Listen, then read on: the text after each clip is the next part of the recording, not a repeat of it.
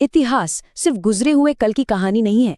इस नए और बेहद दिलचस्प विश्लेषण में स्वागत है। आज हम एक शानदार सफर पर निकलने वाले हैं, जहां हम भारत के भौगोलिक और कालक्रमिक विकास को एकदम गहराई से समझेंगे। आज का हमारा पूरा फोकस प्राचीन भारतीय इतिहास और खास तौर पर ऐतिहासिक शहर कन्नौज के इर्द गिर्द रहेगा। और हाँ, ये कोई आम सी चर्चा नहीं है, हम सीधे मूल ऐतिहासिक दस्तावेजों और साक्ष्यों के पन्नों को पलटेंगे।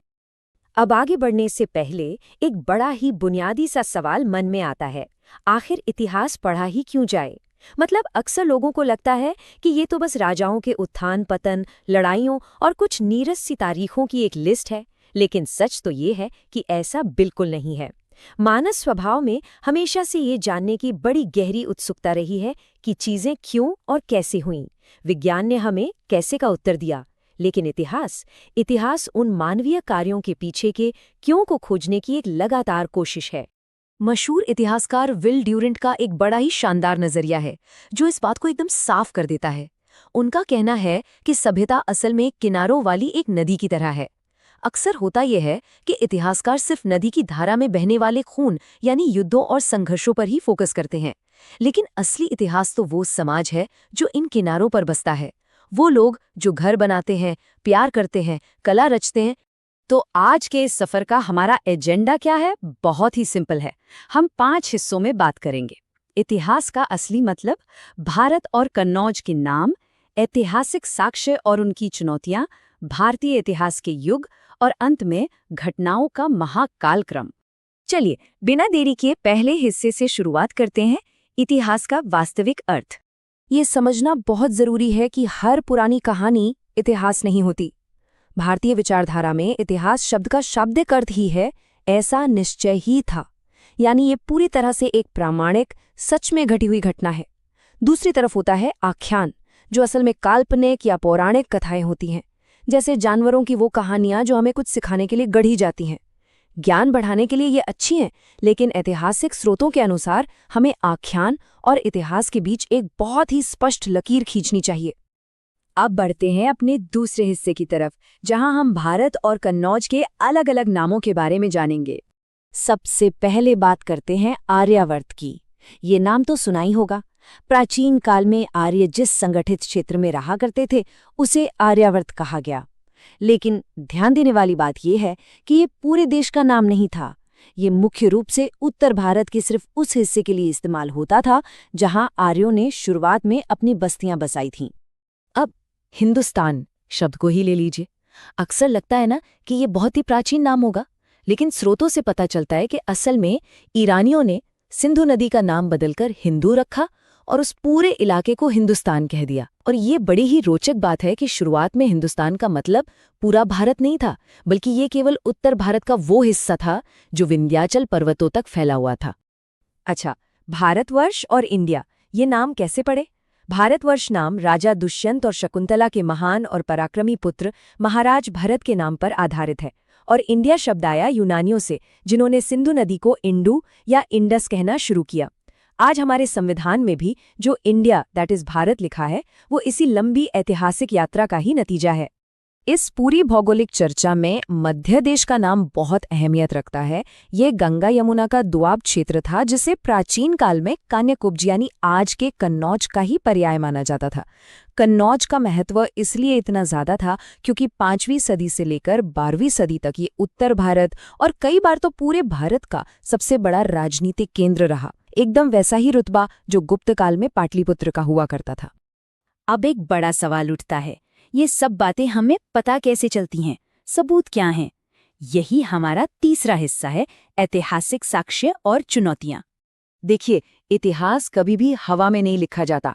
प्राचीन इतिहास को एकदम प्रामाणिक ढंग से स्थापित करने के लिए विद्वान मुख्य रूप से 5 स्तंभों पर निर्भर करते हैं, जैसे कि ब्राह्मण, जैन और बौद्ध साहित्य, जिनसे हमें पुरानी वंशावलियों का पता चलता है। फिर आता है पुरातत्व, जिसमें पुराने शिलालेख और सिक्के शामिल हैं, जो सबसे ठोस सबूत देते हैं। इसके अलावा ह्यूएनसांग जैसे विदेशी यात्रियों के वृत्तांत, बाणभट्ट के हर्षचरित जैसे समकालीन ग्रंथ और पुरानी इमारतों के खंडर, ये सब मिलकर हमें उस दौर की एकदम सटीक तस्वीर दिखाते हैं। लेकिन यहाँ एक बहुत बड़ा कैच है। ऐतिहासिक सत्य ढूंढने की इस राह में चुनौतियां भी बहुत हैं।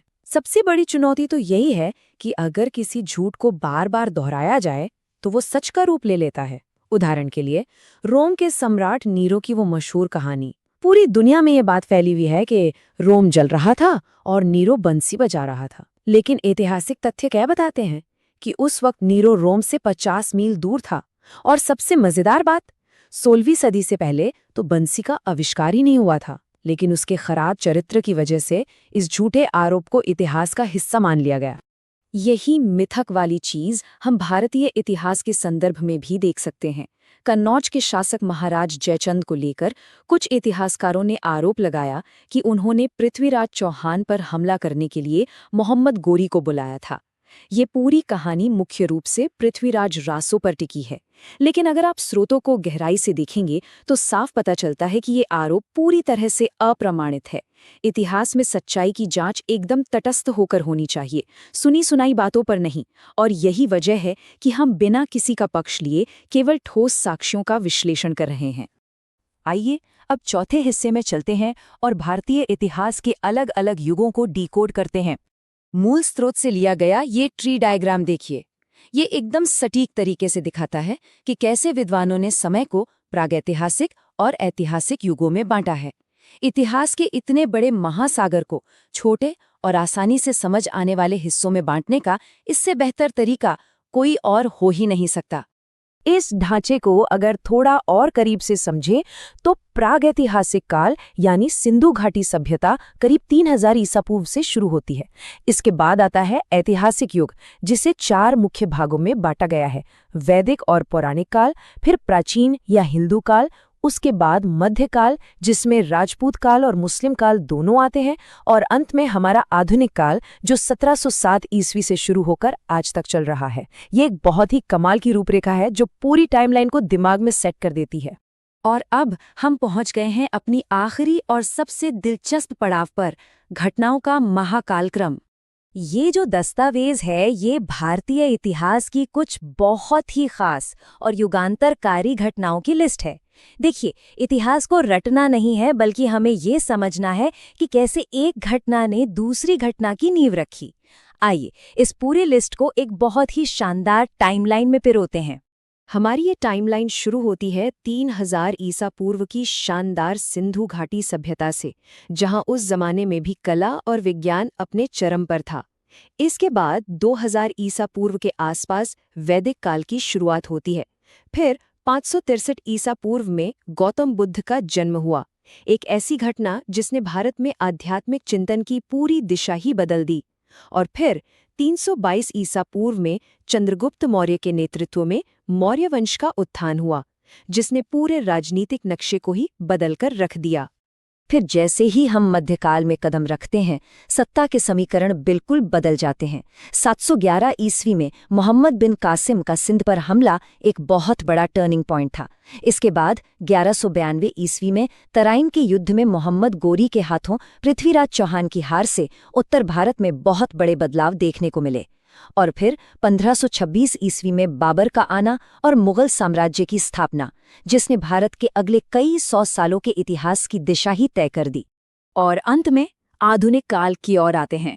1600 ईस्वी में ब्रिटिश ईस्ट इंडिया कंपनी की स्थापना होती है, जो व्यापार के बहाने शुरू होकर राजनीतिक वर्चस्व में बदल गई।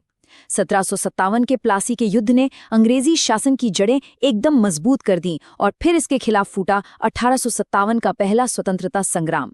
कई दशकों के लंबे संघर्ष के बाद आखिरकार 1947 में विभाजन के साथ भारत को पूर्ण स्वतंत्रता मिली और आज का हमारा ये आधुनिक गणराज्य स्थापित हुआ। तो ये पूरी यात्रा हमें क्या सिखाती है? यही कि इतिहास कोई बंद किताब नहीं है।